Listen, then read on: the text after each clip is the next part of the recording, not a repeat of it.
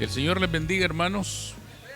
Bienvenidos a la casa del Señor en esta fresca mañana.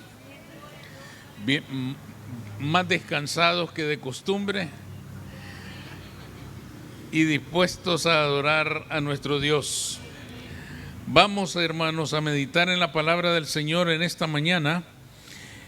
Voy a pedirles que abran sus escrituras al capítulo 3 del libro de Josué. Josué capítulo 3. Vamos a leer desde el verso 1 hasta el verso 5. El título de nuestro mensaje de hoy es Rompiendo con el pasado. Rompiendo con el pasado. Josué capítulo 3, del verso 1 hasta el 5 dice lo siguiente. Josué se levantó de mañana y él y todos los hijos de Israel partieron de Sittim y vinieron hasta el Jordán y reposaron allí antes de pasarlo. Y después de 3 días, los oficiales recorrieron el campamento y mandaron al pueblo diciendo: cuando veáis el arca del pacto de Jehová vuestro Dios y los levitas sacerdotes que la llevan, vosotros saldréis de vuestro lugar y marcharéis en pos de ella, a fin de que sepáis el camino por donde habéis de ir, por cuanto vosotros no habéis pasado antes de ahora por este camino. Pero entre vosotros y ella hay a distancia como de 2000 codos, no os acercaréis a ella. Y Josué dijo al pueblo: santificaos, porque Jehová hará mañana maravillas entre vosotros. Pueden sentarse, hermanos. El pasado, el presente y el futuro son 3 dimensiones del tiempo que nos afectan a todos, irremediablemente. Todos tenemos un pasado, presente y esperamos que tengamos un futuro. Pero cuando analizamos, hermanos, estas 3 dimensiones del tiempo, descubrimos algunas cosas que es importante tener en cuenta. En primer lugar, el pasado, como bien dice el dicho, pasado es. Ya nada se puede hacer con él, ya está consumado, no lo podemos cambiar, no lo podemos modificar. Quizá lo único positivo que podemos sacar de las cosas pasadas son las lecciones que nos hayan dejado para no repetir los mismos errores, para no caer en las mismas faltas, para evitar los mismos tropiezos. Pero después de eso, el pasado ya nada es en nuestra vida. En segundo lugar, el futuro. En el futuro nosotros no tenemos ninguna injerencia, no tenemos ningún dominio, no tenemos manera de manipularlo, no tenemos manera de asegurarlo, no tenemos manera de conducirlo en una dirección. Lo cierto es que el futuro nadie lo conoce. Nosotros somos como seres limitados, no tenemos manera de mirar más allá del día de hoy. El futuro no está en nuestras manos. Claro que nosotros hacemos todo lo posible por asegurarnos el futuro que anhelamos. Nosotros hacemos todo lo posible por mantenernos en una línea de vida que nos asegure que estamos encaminados a una vida futura de bendición. Pero en esencia nosotros no podemos dominar el futuro, no podemos anticiparlo, no podemos verlo, no podemos saber qué pasará mañana. Esa es nuestra realidad. Esto nos deja, hermanos, solamente con el presente. El presente es lo único que nos pertenece. El presente, el día de hoy, es lo único en lo cual nosotros tenemos cierta injerencia, cierta influencia, cierto dominio. El presente es nuestra gran oportunidad de caminar hacia el futuro. Una persona, hermanos, que no gobierna su presente, que no tiene su presente afianzado en sus manos, difícilmente se puede asegurar un futuro. Para alguien que no domina el día de hoy, que no tiene certeza sobre qué hará o qué planea hacer en el día de hoy, difícilmente puede haber un futuro.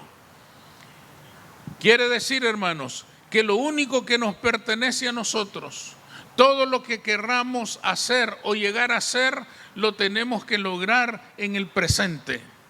Lo tenemos que hacer en el día de hoy. El día de hoy es el que tenemos en nuestras manos. El día de hoy es el único que verdaderamente nos pertenece y es la única etapa del tiempo en la cual nosotros podemos asegurarnos un futuro.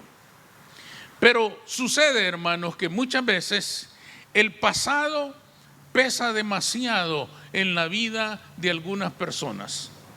El pasado, hermanos, con sus errores, con sus fracasos, con sus penas, con sus dolores, con los engaños, con las traiciones y con tantas cosas dolorosas, a veces tiene tanto peso en la vida de una persona que no lo deja vivir su presente.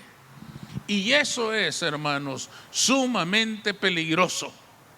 Sumamente peligroso porque no le dejará desatar toda su fuerza, todas sus capacidades, todas sus virtudes, todas sus cualidades en el día de hoy, porque está encadenado a cosas pasadas, porque está, hermanos, encerrado en una prisión del pasado, en donde se acumulan un montón de emociones destructivas que nacen de hechos o de eventos que sucedieron en el pasado de la vida, pero que siguen teniendo tanto peso en nuestra vida presente.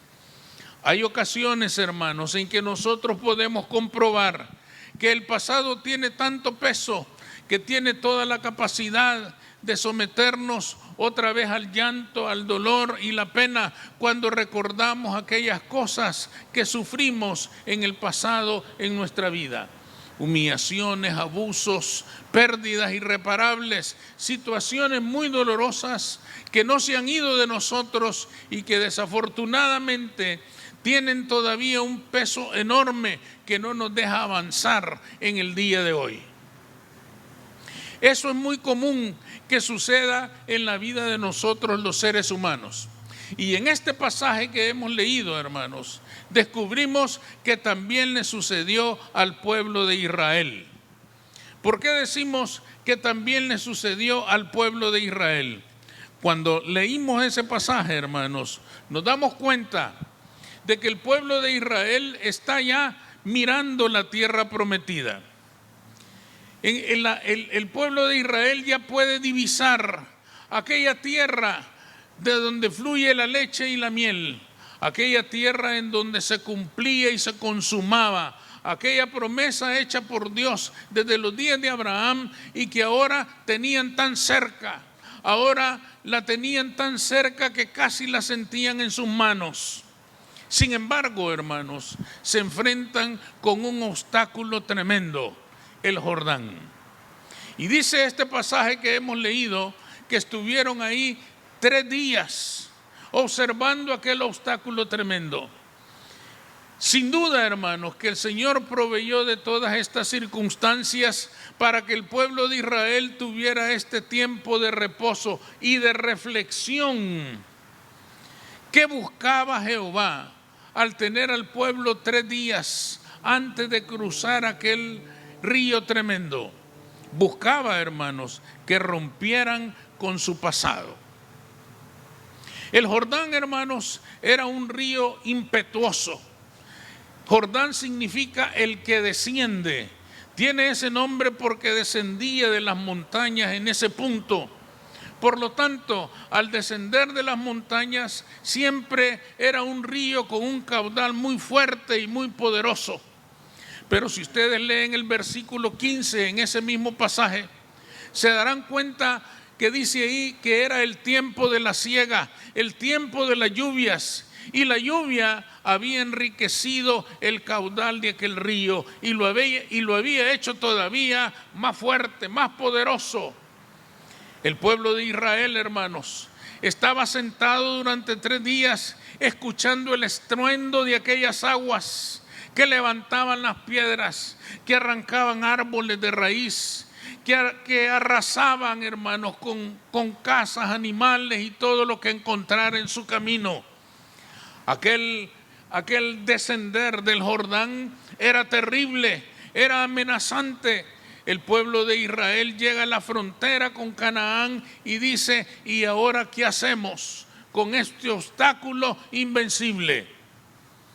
Era verdaderamente, hermanos, imposible cruzar aquel río que tenía aquella fuerza tan extraordinaria. ¿Por qué Dios les permitió durante 3 días escuchar el estruendo terrible de aquel río? Mirar con sus propios ojos la fuerza destructora de aquel río, porque quería que rompieran con su pasado. ¿Con cuál pasado? Recuerden ustedes que esta es la segunda generación que llega a la tierra prometida y la primera había fracasado por incredulidad. Esta es una generación, hermanos, que llevaba sobre sus espaldas un pasado doloroso, un pasado muy triste, un pasado, hermanos, verdaderamente angustioso. Ese pasado lo habían construido en aquellos 40 años de vagar en el desierto. Allí miraron cómo se cumplió aquello que había dicho Jehová, por cuanto ellos fueron incrédulos y no entraron en la tierra. Todos los hombres mayores de ¿cuánto? De 18 o 20 años morirán en el desierto. Ellos habían visto morir padres, hermanos, familiares, tíos, primos, todos habían quedado ahí en el desierto. Ellos habían crecido vagando interminablemente por el desierto. Aquello había sido duro, había sido terrible. Y en aquel momento, hermanos, ellos tienen que recordar y decir: nuestros padres no tuvieron fe y por eso fracasaron. Ellos llevaban encima de sus hombros esa pena terrible. Ellos llevaban, hermanos, en sus almas aquel fracaso tan grande. Ellos habían tenido que tragar durante 40 años el dolor y la pena que por causa de la incredulidad de sus padres habían tenido que vivir en el desierto en aquellos 40 años. El Señor los deja mirar el Jordán, los deja mirar aquel obstáculo tan grande para que ellos tomen una decisión. O se van a comportar igual que sus padres y van a fracasar, o van a creer que su Dios los puede cruzar al otro lado. Era un momento de tomar decisiones. O siguen creyendo que porque sus padres fracasaron, ustedes también van a fracasar, o dejan de estar esclavizados al pasado y declaran que van a vivir un nuevo presente porque tienen un Dios que los va a llevar a la victoria y les va a entregar en sus manos la tierra prometida. Tienen que tomar una decisión. Ese era el propósito de Dios, para que pudieran contemplar, hermanos, aquel obstáculo tan tremendo que era el Jordán. Esto nos enseña a nosotros que para un presente victorioso hay que romper con el pasado. Hay que romper esas cadenas que muchas veces nos esclavizan a las derrotas pasadas. Desafortunadamente, hermanos, nosotros culturalmente somos muy dados a atesorar un pasado de sufrimiento. Vivimos recordándolo. Por eso es que entre nosotros, hermanos, algunas personas, todos nosotros lo sabemos, pierden a un ser querido y nunca se quitan el luto. Siempre visten de negro todo el resto de su vida. ¿Qué les indica esto? Que nunca termina aquel proceso de dolor, que lo mantienen avivándolo cada día de sus vidas. ¿Y por qué les sucede esto, hermanos? ¿Por qué les pasa esto a estas personas? porque enfrentan la muerte sin esperanza. Y no hay cosa más terrible que enfrentar ese momento que a todos nos va a llegar y no tener una esperanza de vida eterna. Por eso es que los cristianos, hermanos, muchas veces hasta nos pasamos. Y cuando alguna persona muere, en vez de entristecernos, nos alegramos, cantamos, no vestimos de negro. Algunos pastores llevan una corbata roja en vez de llevar una corbata negra. ¿Por qué? Porque nosotros no celebramos la muerte, celebramos la vida en Cristo Jesús. Celebramos la resurrección y la vida eterna en Cristo Jesús. Por eso la diferencia, hermanos, en nuestra práctica, de nuestra doctrina, en las diferentes creencias que se dicen cristianas. Las iglesias tradicionales celebran el sufrimiento de Cristo, siempre lo miran crucificado. La Semana Santa es triste, los cantos son tristes, las celebraciones son tristes, las películas son tristes. Yo recuerdo que cuando niño, porque yo fui niño también un día, la gente salía de los cines llorando. ¿Y por qué salíamos llorando? Porque Dios había muerto, porque siempre terminaba muerto, porque se exaltaba el dolor y el sufrimiento de Jesús en la cruz. Y está bien reconocer el sacrificio de Cristo, por supuesto que hay que hacerlo. Pero una vez reconocido el sufrimiento y la pasión de Cristo en la cruz, hay que celebrar que Cristo vive, que Cristo ha resucitado, que el Señor está con nosotros todos los días de nuestra vida. Hay que contar la historia completa. Y por eso, hermanos, aquella celebración era tan triste.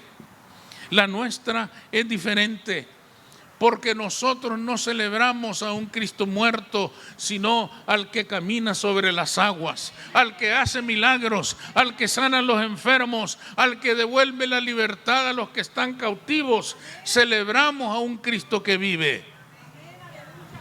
Es terrible, hermanos, quedarse atrapados en el pasado, quedarse atrapados en el dolor de experiencias pasadas y vivir la vida sin esperanza. Es necesario entonces romper con ese pasado. Y el mejor ejemplo nos lo pone Cristo Jesús mismo, cuando nos muestra cuánto sufrió en la cruz, cuando nos muestra cuánto dolor, cuántas humillaciones, cuántos desprecios, cuántos dolores pagó por nuestra vida. Pero al tercer día resucitó. La tumba está vacía porque Él ha resucitado, porque Él no se quedó en la muerte. Ese es el pasado de Cristo. El presente de Cristo es que vive y reina por los siglos de los siglos. Amén. Por lo tanto, debemos estar nosotros tomando este ejemplo de Cristo y esforzarnos por romper por aquellas experiencias pasadas que pudieran estar pesando demasiado en nuestro presente. No es ese el propósito de que Cristo nos ha salvado. Cristo nos ha salvado para que seamos libres, para que cada uno de nosotros pueda nacer de nuevo y vivir en novedad de vida, en una vida nueva que implica ser libre de esas cargas pasadas y no permitir que el pasado gobierne nuestra vida. Nuestra vida debe estar gobernada por un presente en el que Cristo se quiere glorificar en la vida de cada uno de nosotros. En segundo lugar, hermanos, el Señor quería que el pueblo entendiera que aquel día, aún con el Jordán frente a sus ojos, era el día en que Dios quería bendecir a su pueblo. Seguramente, hermanos, que en aquel momento, cuando miraron el Jordán, cuando miraron aquella fortaleza invencible, muchos comenzaron a decir: hermanos, mejor regresémonos. Esto no se puede hacer. Otros dijeron: dejemos esto para otro tiempo, cuando las aguas hayan bajado. Es decir, hermanos, comenzaron otra vez a impregnarse de aquel espíritu de incredulidad que había llenado las mentes y los corazones de los 10 espías. ¿Se acuerdan de los 10 espías? 40 años antes dijeron: no podemos tomar la tierra, no se puede. Solo Josué y Caleb dijeron: subamos y tomemos la tierra, porque Jehová nos la ha entregado. Pero los otros 10 dijeron: no se puede. Le creyeron a la mayoría y todos decidieron que no iban a tomar la tierra. En este momento, sin duda pueden aparecer o pudieron aparecer algunas personas que también dijeran: hermanos, este no es el momento de Dios.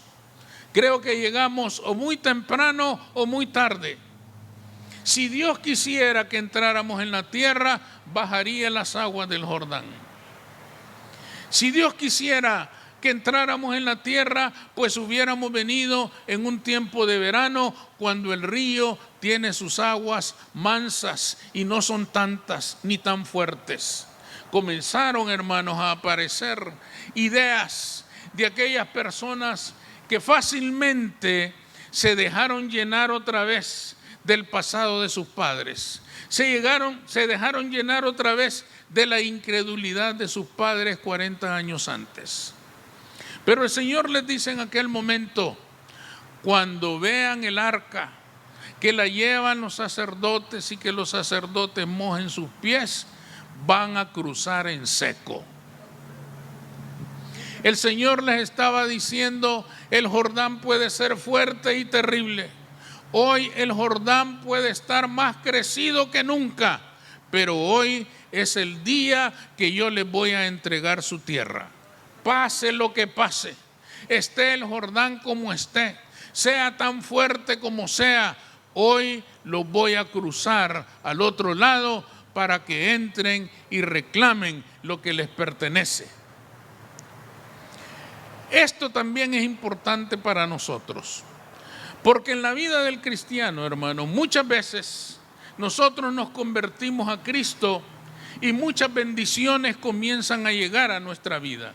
En diferentes áreas y de diferentes maneras el Señor nos comienza a bendecir. Ninguno de nosotros puede negar que en cuanto nos convertimos a Cristo, las bendiciones comenzaron a llegar. Y comenzaron a llegar, y comenzaron a llegar. Todos tenemos un testimonio de vida y podemos decir: Cristo nos ha bendecido abundantemente desde el día que le reconocimos como nuestro Señor y Salvador. Sin embargo, también es cierto que hay algunas bendiciones que nos han quedado pendientes. Hay algunas bendiciones que todavía no las hemos podido tomar. Hay tierra que nos pertenece porque el Señor nos la ha dado, pero todavía no la hemos podido tomar. ¿Cuántos cristianos están pendientes todavía de la conversión de sus hijos? Hijos que por la juventud tan voluble, tan compleja, tan llena de confusiones, caminan por la senda de la rebeldía, y el Padre sabe que esa bendición todavía no la ha podido tomar. Otros tienen madres, hermanos, primos, tíos, diferentes personas que son parte de la bendición que Dios les ha entregado, pero todavía no las ha podido tomar. Hay un Jordán tremendo, grande y terrible que nos impide llegar hasta estas personas, que no nos deja alcanzarlos, con el mensaje salvador de Cristo. ¿Cuánto tiempo hemos estado mirando el Jordán? ¿Cuánto tiempo hemos estado mirando el obstáculo y decimos: no se puede? Está lleno de rebeldía, no quiere saber nada del Señor, no quiere escuchar, no quiere saber, no quiere nada. El Jordán es grande, el Jordán es poderoso, pero hay un Dios que es más poderoso que el Jordán. Ese es nuestro Dios. El problema es, hermanos, que nosotros creemos que el día de la bendición es el día en que no hay problemas. Nosotros creemos, cuando el Señor quiera, hermanos, Él solito va a venir. Es decir, creemos que la bendición llega cuando no hay problemas, cuando no hay dificultades, cuando el agua del Jordán está mansa, suave, cristalina y casi nos invita a decir, cruza. Pero lo cierto es, hermanos, que las grandes bendiciones de Dios llegan cuando el Jordán está crecido, cuando el Jordán está fuerte y tremendo. ¿Y por qué las grandes bendiciones de Dios llegan en ese momento? Porque es ahí cuando necesitamos de Dios. Nosotros necesitamos de Dios cuando nuestras fuerzas no alcanzan para superar los obstáculos. Cuando nosotros los podemos superar con nuestras manos, con nuestras fuerzas, con nuestras habilidades y nuestras capacidades, no necesitamos de Dios. Cuando necesitamos de Dios es cuando el Jordán nos dice, atrévete a ver si puedes cruzar. Cuando nos desafía, cuando casi sentimos que se burla de nosotros. Hermanos, el Jordán se puede burlar de nosotros todo lo que quiera, pero jamás se va a burlar del nombre de Jesucristo. Jamás se va a burlar del nombre del Todopoderoso. Cualquier persona se puede burlar de nosotros, pero de Cristo nunca va a poder burlarse. Cuando el Señor, hermanos, lo quiera alcanzar, cuando el Señor decida alcanzarlo, lo va a tomar en su mano y nadie lo podrá arrebatar de allí. El Señor les dijo, sigan el arca y van a llegar a la otra orilla. No importa cómo esté el Jordán. A nosotros nos está diciendo, sigamos a Cristo y vamos a llegar a la otra orilla y vamos a tomar la tierra que nos pertenece. Sigamos a Cristo y reclamemos a esos hijos. Sigamos a Cristo y reclamemos a esos padres, a esos familiares, a esos hermanos, sobrinos, tíos. Reclamemos nuestra tierra, porque la tierra nos la ha entregado Dios, y cuando Dios nos la ha entregado, no hay fuerza ni enemigo que nos pueda vencer. Amén. Pero tenemos que seguir al Señor. No se trata de seguir, hermanos, nuestras propias ideas o las ideas de otras personas. Se trata de seguir a Jesucristo. Él es el que nos va a cruzar. Él es el que nos va a dar la victoria. Él es el que nos va a permitir recuperar la tierra que el enemigo nos puede haber robado. La tierra que el enemigo no nos ha dejado todavía conquistar. Esa tierra es nuestra, pero tenemos que tomarla siguiendo a Cristo Jesús. Si no lo seguimos a Él, nos podemos perder en el camino. Ustedes leyeron ahí cuando los capitanes que organizaban al pueblo les dice, sigan el arca, porque ustedes nunca antes han pasado por este camino. Qué interesante es eso. Les estaban diciendo, recuerden que ustedes no conocen aquí. Aún en la tierra prometida se pueden extraviar. Si no siguen al Señor, aún en la tierra prometida se pueden extraviar. Este es un consejo importante, porque nosotros debemos seguir a Cristo. No debemos seguir hombres, debemos seguir a Cristo, porque Él es el que nos va a cruzar al otro lado. Él es el que tiene el poder y la fuerza para que recuperemos nuestra bendición, para que tomemos la tierra que nos ha prometido. Él es el único que nos puede llevar a la tierra prometida. Nadie más nos va a poder cruzar. No hay iglesia, ni hombre, ni líder, ni santo, ni lo que ustedes quieran, que nos pueda llevar a la bendición. El único que nos puede llevar a la bendición se llama Jesucristo. A Él tenemos que seguir. A Él tenemos que seguir porque solo Él nos puede recuperar la tierra que aún no hemos tomado. Concluyamos entonces, hermanos. No nos dejemos arrebatar lo que nos pertenece. Recuperemos nuestra tierra. Recuperemos la tierra que el Padre nos ha prometido. Sigamos al Señor. Olvidémonos de las cosas pasadas. Vivamos nuestro presente, porque en el presente vamos a dar la batalla para conquistar toda la tierra que el Señor ganó para nosotros en la cruz del Calvario. Luchemos por ellos, reclamémoslos, porque el Señor nos lo ha entregado. Vamos a orar.